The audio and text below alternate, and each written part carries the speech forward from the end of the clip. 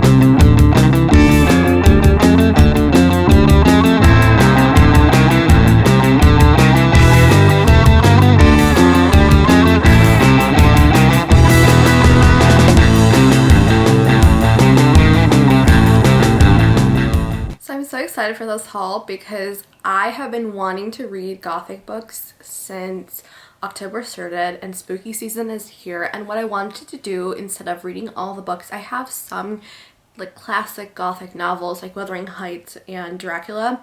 I wanted to take a different spin on it and for a week only read modern Gothic novels. One of the reasons I really wanted to do a library haul and not a book haul is because I want to save money. I have all the books you see on my right are books that I have been collecting and have not read yet. So I have a bad habit of spending money every week. It's kind of like my retail therapy.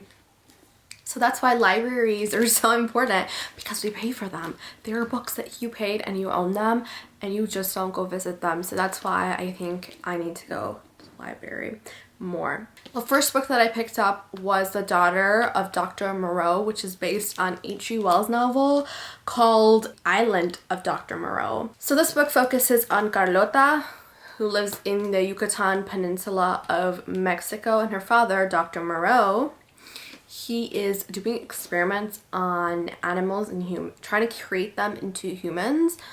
So this is set in the 1800s where this mad scientist is trying to create creatures so that they can work on haciendas throughout Mexico. And the experiments have not been too successful recently and they're not doing what they're supposed to do. So Dr. Moreau is trying to sell off his daughter to the owners of the hacienda and the properties. This is where Carlota comes in. She's very attached to the hybrids that her dad is creating. She loves the Yucatan Peninsula. She loves the isolated world that she lives in, and she's kind of like this perfectionist. Her world's perfect. She thinks her dad's perfect. She thinks the hybrids are perfect. She hates confrontation, and that's kind of really interesting. So last night I got until page 142. And so far, I just love the world building. Carlota, you know, like her perfect world is going to burst any second now. I'm waiting. Like we're probably about like a third of the way in. Well, actually like a half. And the world is definitely about to burst. All of the pawns are in place for this to happen, for the dominoes to fall. Last night, I stayed up really, really late reading The Daughter of Dr. Moreau, even though I had a migraine because I'm at my periods right now. But this is my poison and it's my medication, right? Reading is both at once illuminating, healing, and also treachery while you're on your periods. But anyways, I started this novel and I've never read Moreno-Garcia's, and immediately, how would I describe this novel? It is extremely gothic, but it's also got science fiction in it because Dr. Moreau, he lives on this ranch. He has his daughter Carlota and he has a helper. His name is Montgomery. He also has these hybrids that he creates in his laboratory where he puts together human parts and animal parts to create a Frankenstein type of characters that help out on the ranch. And essentially he's trying to breed a hybrid which will be able to work on the haciendas throughout Mexico, free labor that's easily controlled.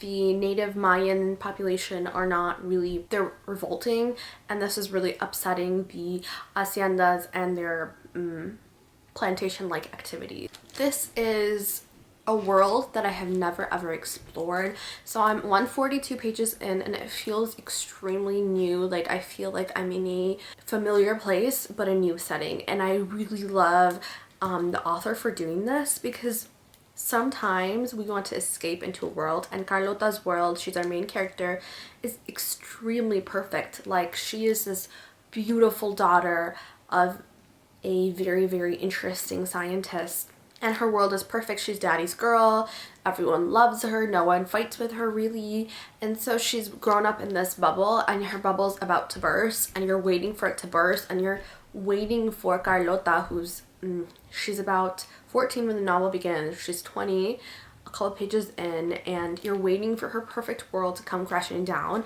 That's really exciting to me because she's been so isolated, right? She lives on this peninsula and she really doesn't have friends other than the hybrids that her dad creates in the lab. So basically she has lab grown friends. I'm really looking forward to seeing the way that this novel ends. I will let you know my thoughts when I finish this one and what I think when I start reading this one.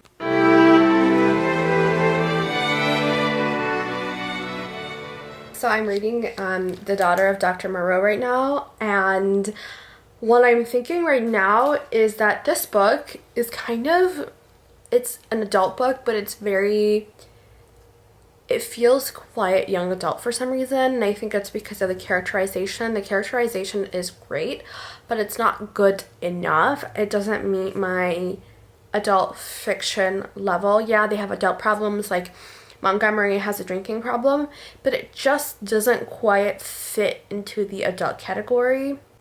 Another thing that I'm realizing with this readathon is that usually I read for enjoyment, and I read and I take my time and I read slowly and I engage with the material. But right now that I'm trying to read about 5 books, Gothic books, in 1 week, I'm rushing through it and I'm kind of mincing through sentences, and I feel like, is that the reason why I'm having a bit difficult time getting into the material? Like, for example, now that we're at the ending of The Daughter of Dr. Moreau, I kind of feel like, okay, and then what happens next? Like, I'm kind of like, okay, author, tell me what happens already. Sylvia Moreno-Garcia, tell me already what happens to Carlota. And other than Carlota, I really don't care about any other character, which is the mark of a book that hasn't been written too well. I think I'm also kind of picky. So far, I think the read is a 3-star read. And if it gets better, if the ending has a plot twist that adds a depth of meaning to my entire reading experience, in that case, I'll probably bump it up to a 4, but let's see what happens.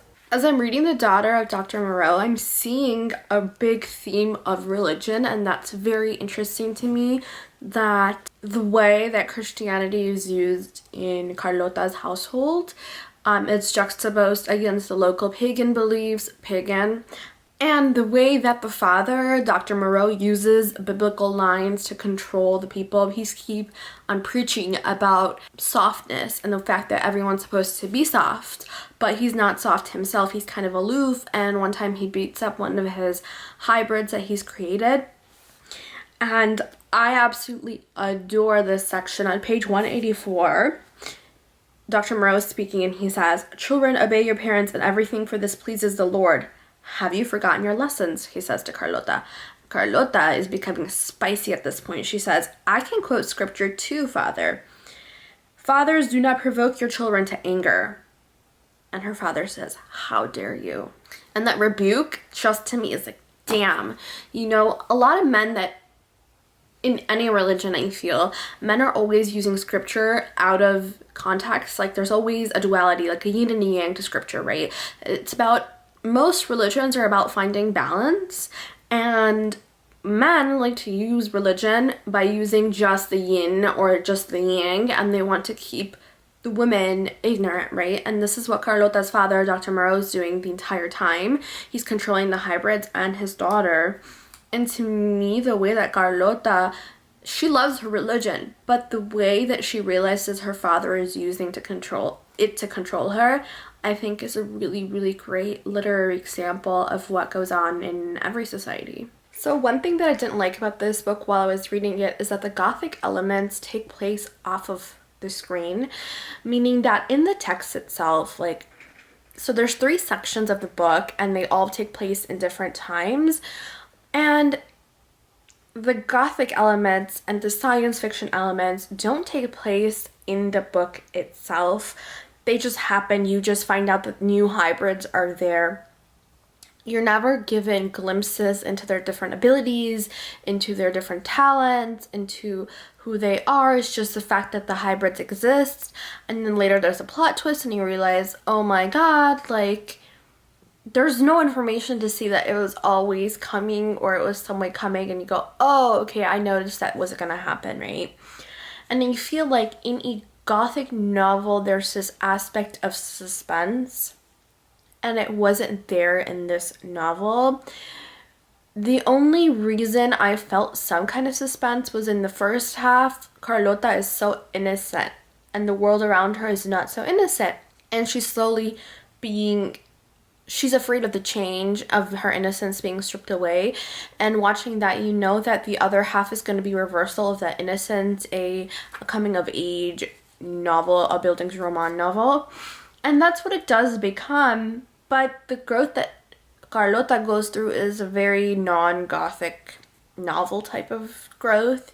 And so this book is, though it is marketed as Gothic, the Gothic aspects are not the part of the novel that gives suspense. It's just an aspect of the novel. And you know the Gothic atmosphere that Gothic novels have, the dark, moody atmosphere, this novel does not have it. And I do get that it's taking place in a very tropical area, but I feel like the author, if writing a Gothic novel, could have used the Gothic tropes a little bit more, instead of completely taking one aspect of it, giving a false expectation to the readers. So that's just my take on Gothic Reading Week.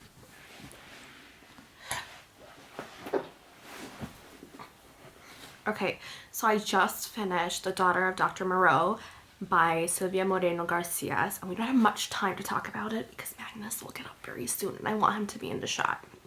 Well, anyways, the book is still a solid 3 for me now that I have finished. I was expecting it to be a 3, and I was giving the grace to the last 100 pages to make up for that, and it did not, unfortunately. I mean, it's great, but there's just something that was lacking, and I'm a girl that if the characters are lacking or the writing is lacking, if some necessary aspect is lacking, I don't do well with the book. Now, will I be reading more Sylvia Moreno-Garcia? Yes. And will I be continuing happily with my Gothic week? Yes. And the book that I'm going to read next, I think I need a change from what I just read. Something that would be significantly different. And an author that I'm really used to already is Daphne du Maurier. And Daphne has not disappointed me in Rebecca, which I absolutely adored. So with the expectation I have from Rebecca, My Cousin Rachel, and speaking of that, I feel like Daphne du Maurier really loves names that start with R, so Rachel, Rebecca. I can't wait to read this because this is closer to the Victorian Gothic era, but it's still what I would consider modern, having been written in the 1900s. So I'm kind of really interested. This cover is also really beautiful, so maybe at the end of the week I'll watch the movie for this as well. And the classic elements of this book that make it a Gothic novel is that it's set on a great estate. You don't know whether Rachel is out to destroy her cousin Philip or if she is there to actually be loved. And the passion, the suspicions that go on in the novel create that Gothic suspense. And that was something, that suspense, as I mentioned, was lacking in The Daughter of Dr. Moreau. So I'm reading the introduction to My Cousin Rachel, and the director of the movie My Cousin Rachel is talking about what he thinks about this book when he first picked it up. And this is the reason that I'm so interested in reading this book. He says, what I'd idly suspected as 50s chick lit, with a dash of melodrama, proved to be a complex, dark, mysterious, and full of erotic, brooding disquiet, all underscored by the rumbling sound of surf on shingle. Rachel is a chimera, rather sinister as the author wrote of her, and you will never really know whether the woman is an angel or a devil. And this description really pinpointed, again, why I did not think that the daughter of Dr. Moreau deserved more than a 3-star, because the black and white morality of that book really made that book young adult fiction for me. I need a bit of a grayscale. You don't know if things are good or bad. You don't know. People are making ambiguous decisions like people do in real life, right? And for me, literature in this age, I needed to represent diverse human experience that we have. We're heroes, victims, and villains of our own stories. And if you don't capture that, you're not really making a good Gothic novel, are you? So one of the goals that I have with this week of reading is to be able to read these 5 books and say what makes a good modern Gothic novel.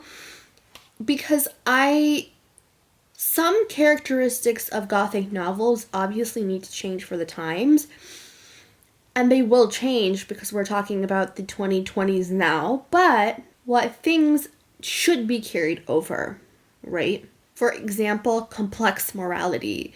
In real life, there is no black and white. This is not a Jane Austen novel. I feel like modern novels are taking a different bend where we're not talking about characters aren't just black and white, right? We have characters that are much more complex than Catherine, for example, Catherine Morland from Northanger Abbey. Or we had characters much more dark and sinister sides to them, and I need more from my modern Gothic novels.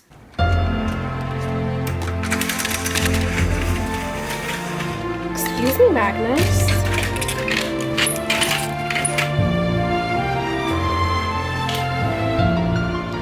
Look at that. It's so gloomy. I love it. You gonna come out? Yeah? Well, you're not allowed. Let's go back in. Come on. So, last night I started My Cousin Rachel, and immediately I realized what makes a Gothic novel Gothic for me, which is the unreliable narrator. Like the unreliable narrator, you're immediately pulled into this world of suspicion. I realized last night while I was reading My Cousin Rachel why I love this kind of Gothic novel, and it's because of the unreliable narrator. Having the unreliable narrator really gives that Gothic element because we do not know what's right and what's wrong, and that moral ambiguity is there because of the narrator, and we're in the eyes of only the narrator. So we do not get to form our own opinion beyond what the narrator is saying. And then additionally, we have that element of suspense because we're constantly pulled into this world of intrigue. There's somebody that comes to meet the narrator. Just like in Wuthering Heights, new characters keep on clashing and you see it all unfolding from the eyes of the narrator. Whereas in like The Daughter of Dr. Moreau, there are 2 narrators, but they're from the third person. So it kind of feels like there's already a distance, so you don't see the suspense coming, and the suspense really was lacking in that novel. So let's keep on reading and see what happens.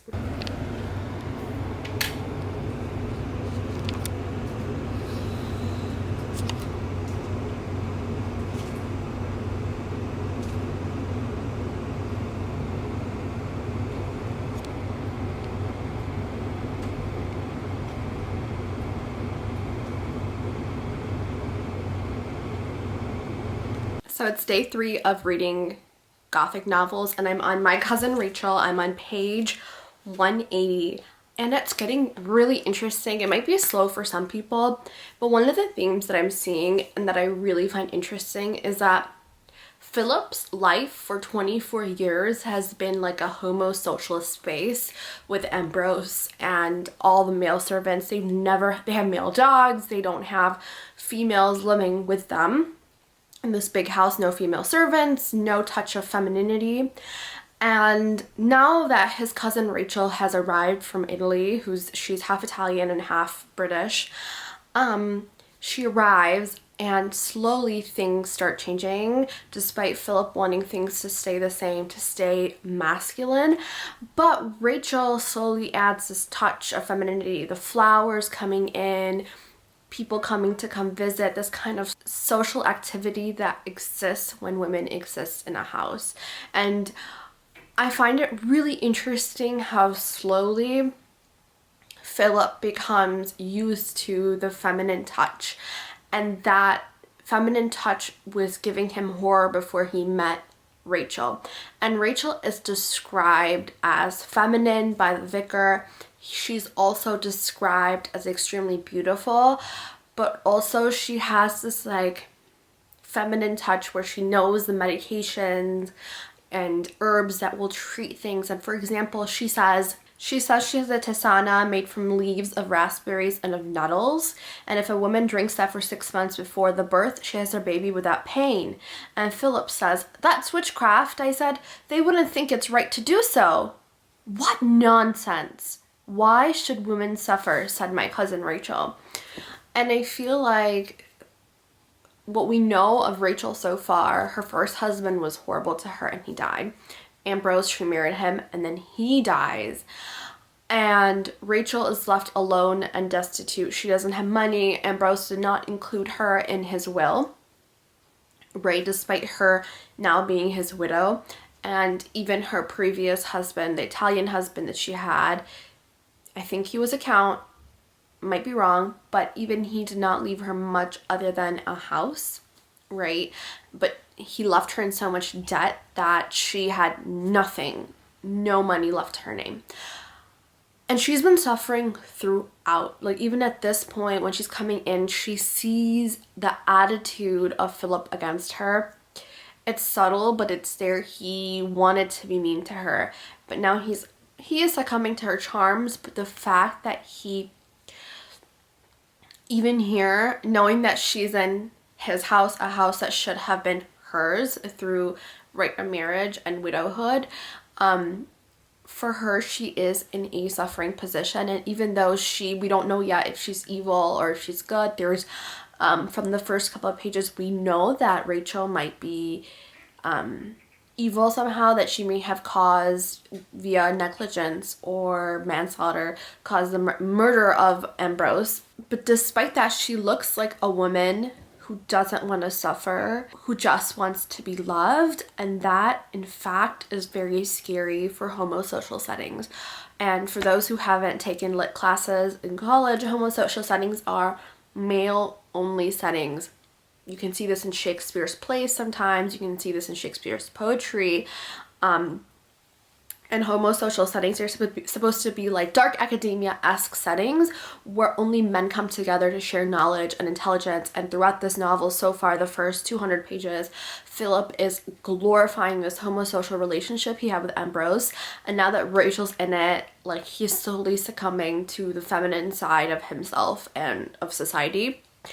And it's still, he doesn't know female emotions, and the Gothic elements intertwined with this femininity shown through the eyes of Philip rejecting and then accepting Rachel is really interesting. And I love this modern twist on Gothic.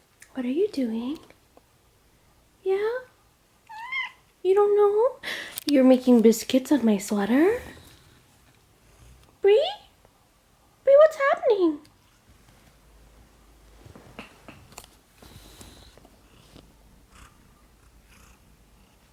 It's Friday now and I finally finished My Cousin Rachel, and this book is just exquisite mystery Gothic reading. I did not know what to expect because I read Rebecca from her a long time ago, and this storytelling was absolutely bewitching. It's Gothic at its best. The Gothic aspect that I liked the most in this was the family aspect. That family can bring change, unprecedented change, which which Philip experiences in the novel. And throughout the novel, he doesn't know whether Rachel is to blame for what happened to his cousin who Rachel married, or if she's completely innocent and he's mislaid her, his blame on her. The atmosphere in this novel is just exquisite. You don't know whether to hate Rachel or just to think that she's a normal person.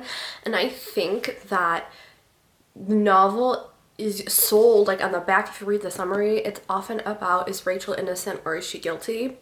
But I think the novel that Daphne du Maurier, when she wrote it, is more about Philip than anybody else. The fact that having a woman after 25 years of living only with men has made him descend into madness. He is obsessed with her, like obsessed. He doesn't know how to sleep. He forgets to eat meals sometimes. He just thinks about her. All he does is he puts her on a pedestal. And I feel like this novel is about, not about is this woman evil, but what happens to men. Like, he gives Rachel all throughout the books tools and enables her throughout the novel, and then when he gives her the tools and sees that she's a free bird, he wants to control her and pull all of that back, right? And the whole novel to me is how giving a woman control and autonomy over her own life actually creates madness and makes Philip mad, right? Like, mad as in the British mad. He goes insane. And it sheds light, literally it sheds light on the fact that women are often blamed for being the reason that men do horrendous things, like, you were raped because you wore this, or something happened. There isn't any rape in this novel, but just giving an example, that certain things in our real lives, they happen and the men say, because you were cheating, therefore I burned down your house.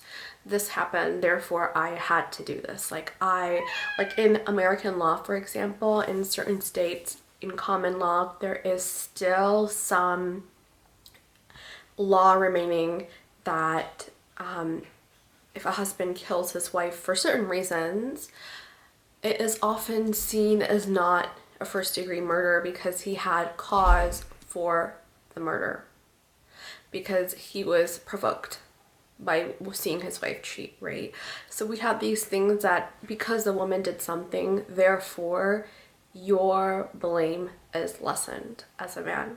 And this novel kind of and we have to now understand that Daphne du Maurier, she wrote this in the 1950s, I believe, and so she's writing from a modern lens, and she's taking the Gothic Victorian era and using that to show that maybe our society, we mistrust women a lot and for no reason. There's one quote from My Cousin Rachel that really speaks to the gender lens that I was talking about. So Philip, the main character, his godfather Nick Kendall, says, "There are some women, Philip, good women very possibly, who through no fault of their own impel disaster. Whatever they touch somehow turns to tragedy. I don't know why I say this to you, but I feel I must." And this line occurs on page 11, but it also occurs like 3/4 way through the book, and I feel like this is repeated twice because it's so important that for some reason, I don't think women impel disaster, but there are some women that men cause disaster around, whether it's they kind of cause it to themselves because the woman is so pretty, so charming. Everybody has their vice, and Rachel's vice in this novel is spending too much. And there are many women that do that, but that does not mean that they might have poisoned someone or that they have cheated on someone or they're loose morally or something of that nature, right? And we take one moral sin and we take it down the slippery slope fallacy, and then we say like a bunch of things. So I love that line so much because it's my cat. I think by this saying, emphasizing this line, Daphne du Maurier is showing us that in fact this is not true. It's the men around the women that impel disaster. So I actually started reading Gallant, also by V.E. Schwab, Victoria Schwab. And this book I'm 88 pages in and the setting is just incredible and I'm really enjoying Olivia as a character. But when I look online on Goodreads, the reviews are so mixed. I think it's like a 3.88 review, but people either hate it or they like it. They don't seem to love it because they say that the characters don't have that much depth. This is a teen novel, I believe, even though this is a teen novel, but it feels very one-dimensional, and for me that doesn't really feel like it's going to pan out. I feel like I'm going to be in the camp of the 2-star givers, but we will see towards the end. I do plan on finishing the whole thing. It's 400 pages of goodness, so we shall see. I have to come straight away. I wonder if it can be good for her, my dear, to read quite so many novels. Oh, why ever not? What could be a more innocent or harmless pastime for a young girl than reading?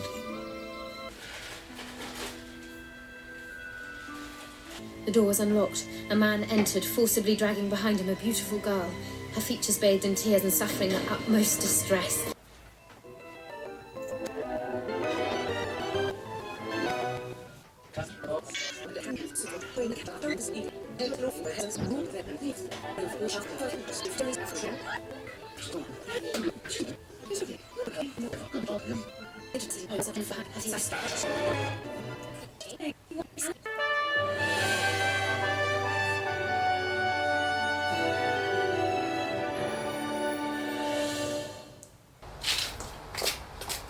Hey, we're off to a Diwali party at Yusuf's, my husband's program director's house.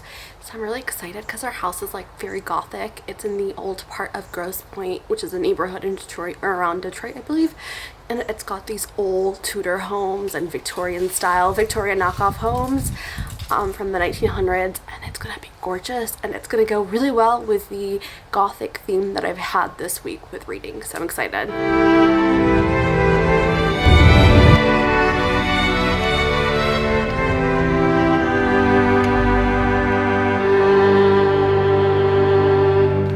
Today is Saturday night and I finally finished Gallant, which I started last night, Friday night, and it took about maybe 2 hours to actually read properly.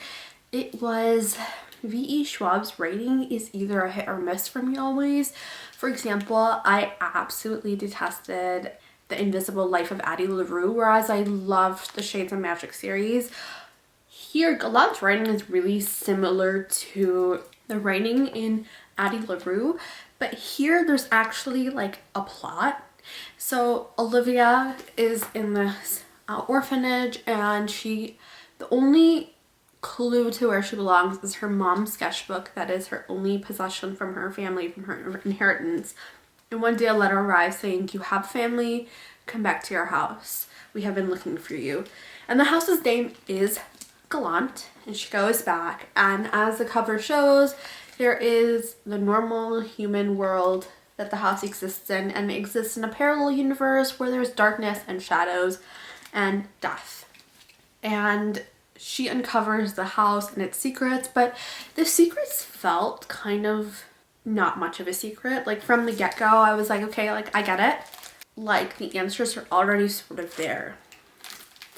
And maybe this much of the book, the majority of the book, is her just exploring the rooms, meeting her cousin Matthew for the first time, and literally with the information you learn on the first 20 pages lasts for the 300 pages, and then there's a mystery for like 5 seconds, and then it resolves itself. And it resolves itself in a very cliche way.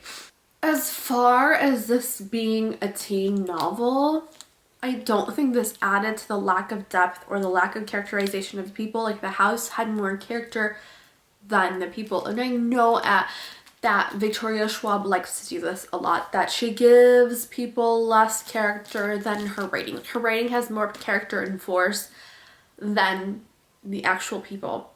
If you're looking for an easy read, cozy, short, that's not really spooky, but spooky asks, because Olivia can see spirits, she calls them ghouls, then this book might be for you. But even if you're a young kid, like I think maybe if you're 11 or 12 years old, you can get away with reading this and enjoying it. But beyond that, I feel like it's a drag and it's a bore, because you know what good writing is at that point. Like even if you're 13 or 14 years old, you've been exposed to enough good writing that this feels like a chore to read. And it's definitely has Gothic vibes and could have lived up to a bigger potential, but it does not reach that.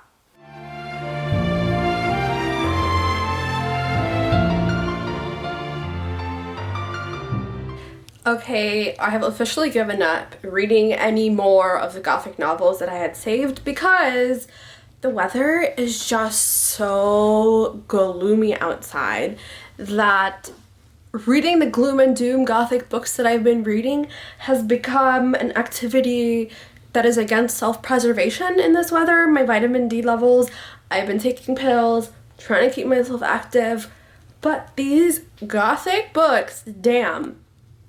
After the third Gothic book, after I finished Gallant, the Gothic tolerance in me, it's all over. It is all over. And so I've realized over these couple of days, I do love Gothic novels so much, okay? But more than 3 in a week is self-destruction. And I'm all for self-preservation. So here I am. I'm going to start a new reading challenge. And I'm going to actually be starting a podcast. I'm thinking of starting a podcast on reading red flags. So you know when you read a book and it raises so many red flags for you? Well, I think we need a discussion on each book that raises red flags, either through characters, world building, setting, the author, him or herself. All of that I think is excellent fodder for a podcast. So stay tuned and see you next time. Bye.